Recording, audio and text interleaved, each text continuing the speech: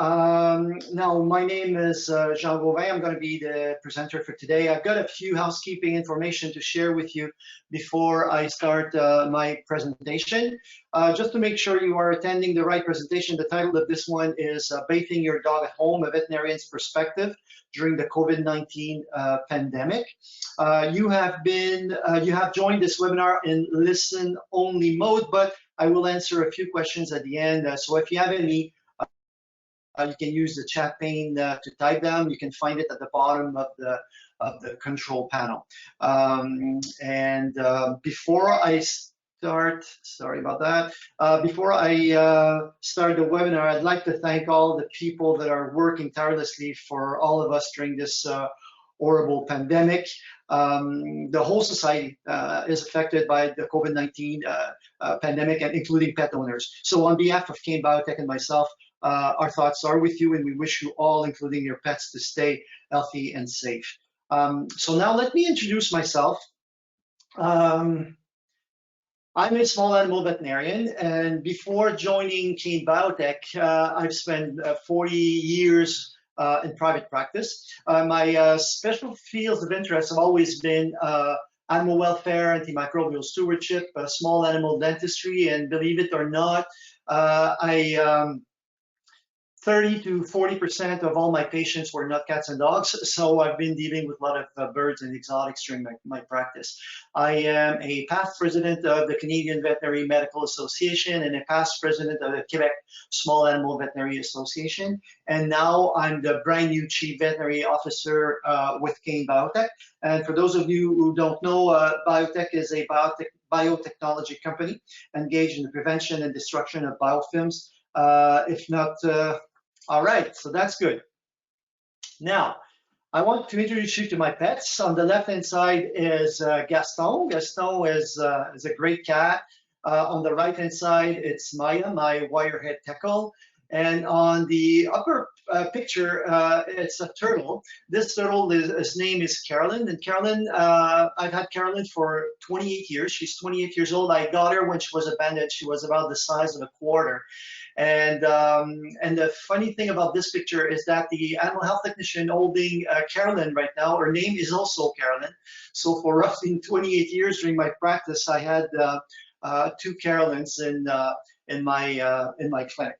All right, now this is the agenda for today. We will see why I felt that I needed to do a webinar on shampooing dogs when there are tons on YouTube that you can find.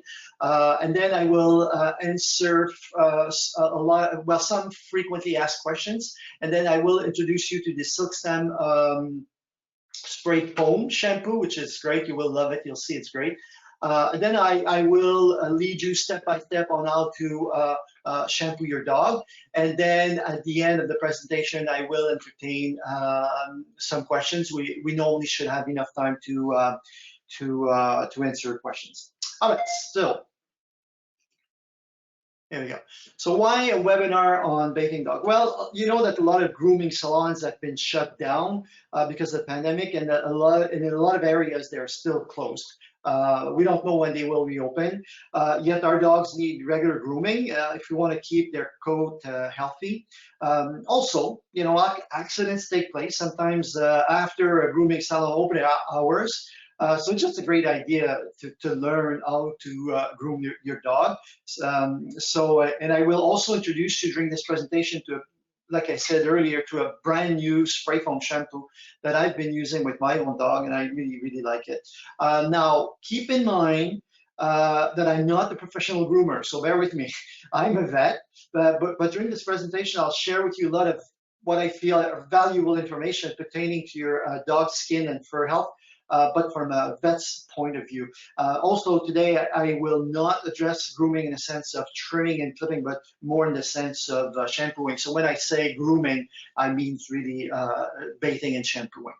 All right, so as a small animal vet, I must have heard the comment that you should never groom your dog at least a zillion times.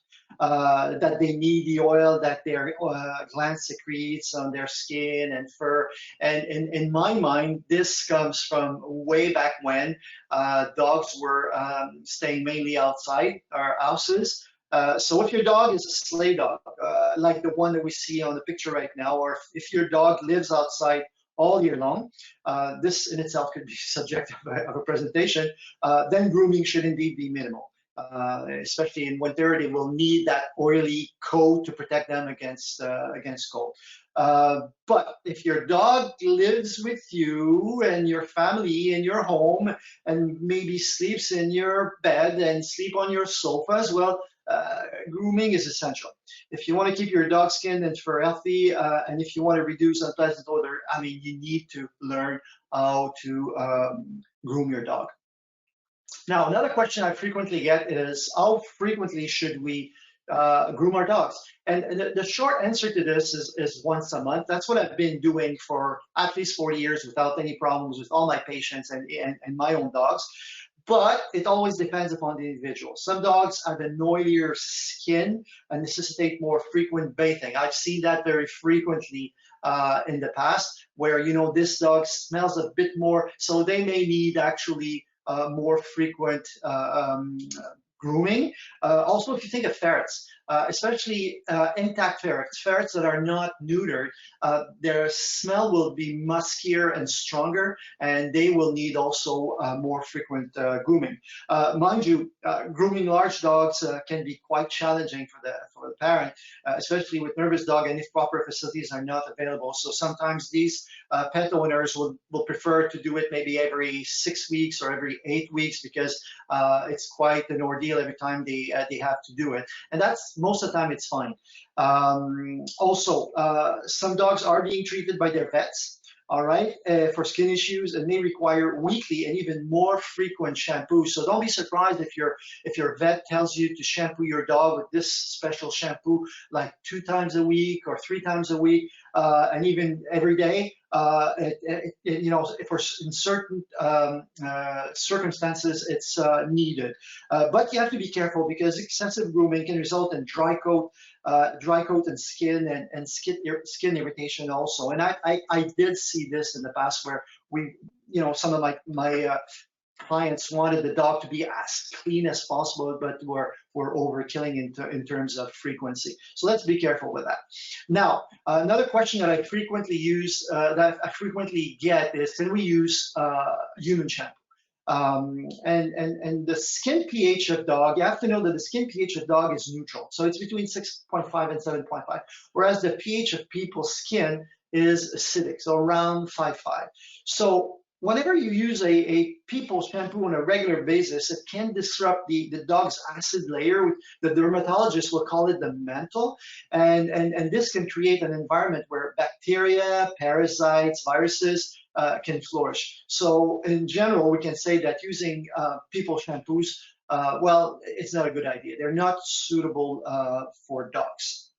Now, since we are talking about shampoos, let me introduce you to the brand new Silkstem shampoo. As you see, it comes in a can. It has been created by the research team at Kane Biotech, and I think that they did a great job.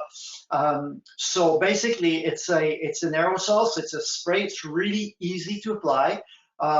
When you spray it on the dog, you can cover large areas in seconds. So you can, even if you have a large dog, it takes a few seconds just to spread the shampoo all over the body of the dog, and it's really easy to distribute to the coat. And the foamy texture makes it easy to massage the shampoo in the pet's coat. If you've done it before with a regular shampoo, you know it's like a thicker texture, and it's a bit you need more massaging to make it penetrate the coat. So this is really good. It's really great for long or thick coats, and it contains the coactiv plus anti-biofilm technology. I will explain to you right now what the coactiv technology is, and it actually can protect your pet skin. So what is the coactiv technology? Well, it's a technology that works to reduce biofilm accumulation. Now, don't worry, I will explain to you afterwards what is a biofilm. And so it weakens the biofilm structure, and by weakening it, what it does is that it exposes the germs, mainly bacteria, could be yeast also, to eradication by antimicrobials. So this is great. Now, what are biofilms? they're like a gel, all right? And this gel will protect the germs, and they attach to a surface, as well as they provide protection from the environment. And they can form both on living and non-living surfaces, including on pet skin and teeth. And that's what eventually, if not taken care of, will create calculus in dogs, in people as well, by the way. And this glue-like substance can make bacteria up to 1,000 times more resistant to antimicrobials, the host immune system, and it can be a major cause of chronic skin irritation. And as I told you during my introduction, for me, antimicrobial stewardship is extremely important. And if we can get rid of the biofilms, it means that we will automatically use a lot less of antimicrobials, and it's my mantra.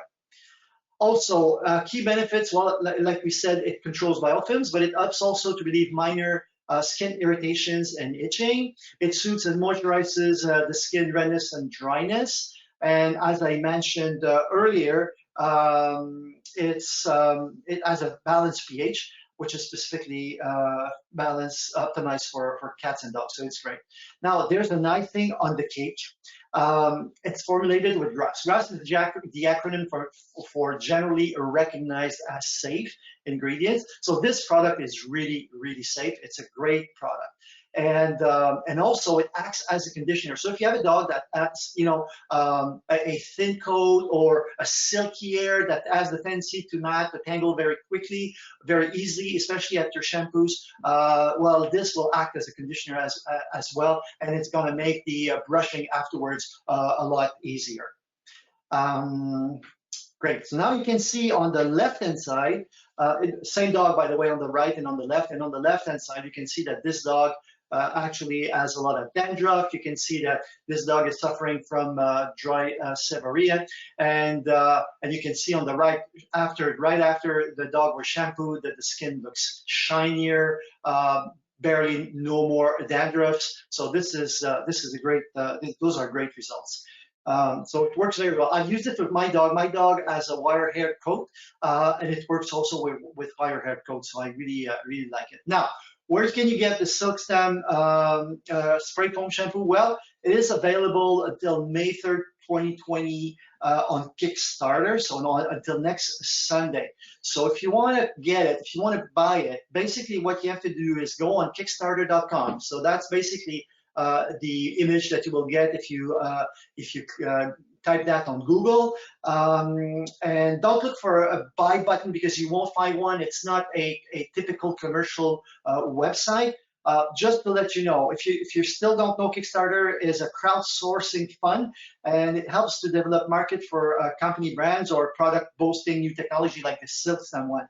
And the advantage of you in pre-ordering on Kickstarter is that it offers some great product launch deals, which unfortunately will expire on Sunday, May 3rd. So after that, the product won't be available until it launches on Amazon, which won't be for another month or so because of COVID-19.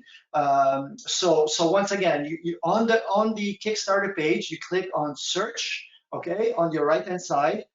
Then you type Silkstem, you click enter, and let me just,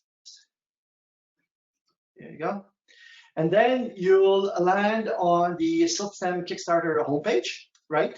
And if you want to get this product, then you have to click on back this product, and then you select one of the pledge options, and then you proceed with providing information as you do normally to purchase online.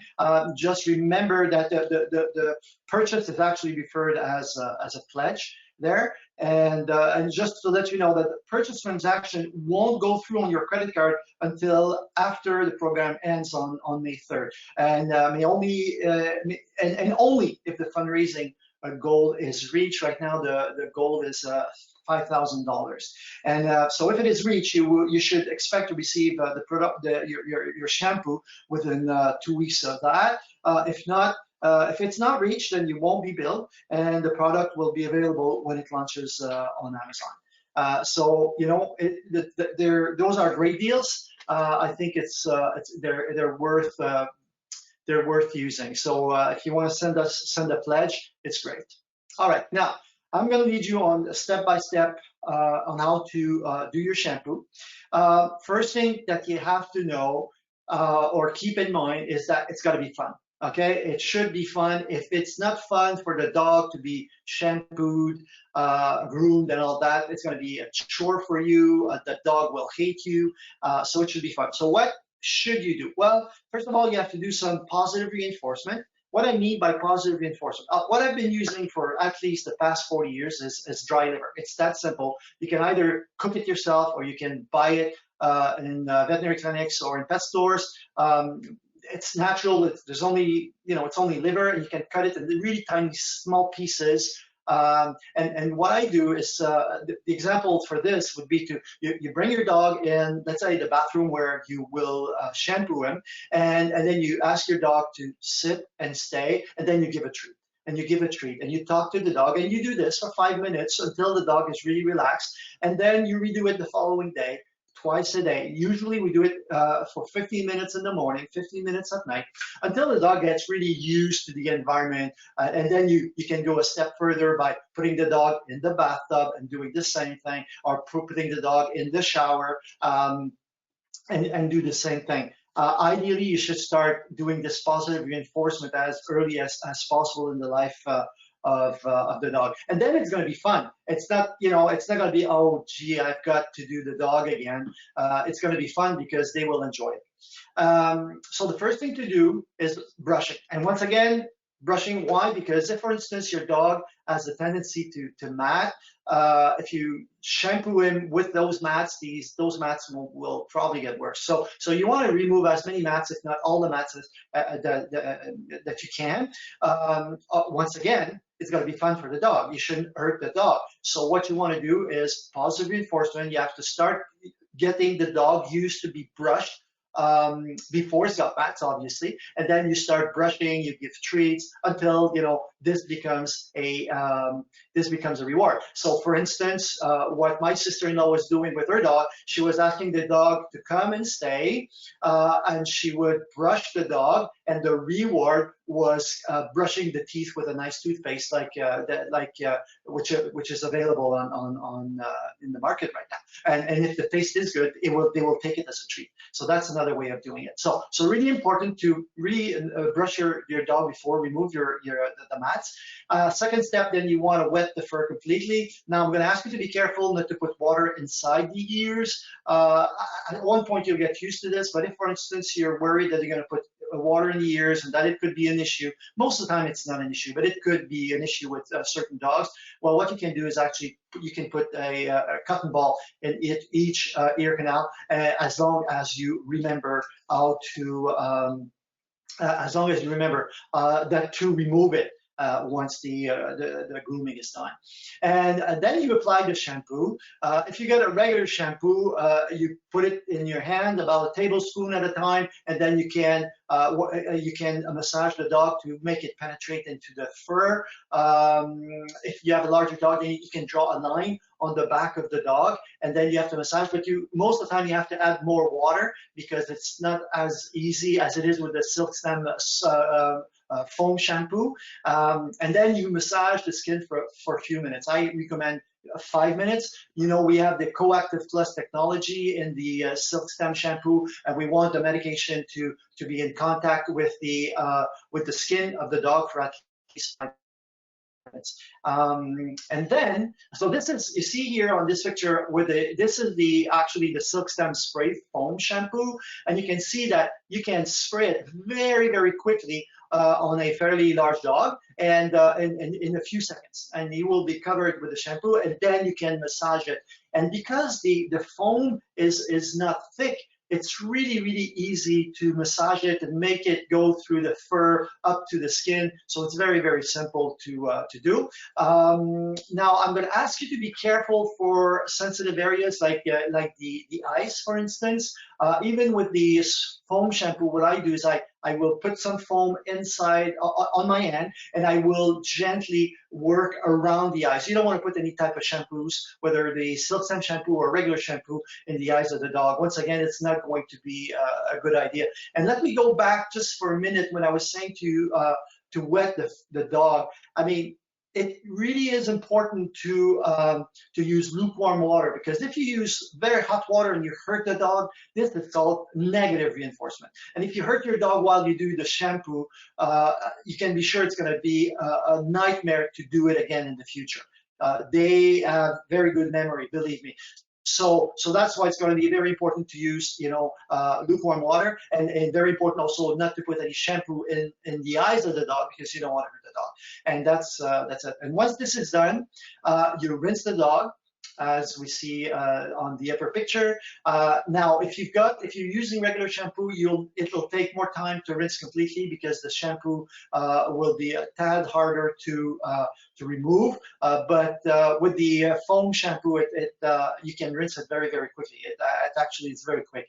So that's why also the whole procedure with the foam shampoo is actually shorter than if we use a regular shampoo. So, and once this is done, you have to dry the dog. I will get to this right after, and then you do the final touch of the brushing for your dog, and it's going to be that's when he's going to look nice and sharp. Now, should we blow or shouldn't blow? Should we blow? So, well, it depends on two things. It depends upon the dogs, and it depends upon your hair dryers.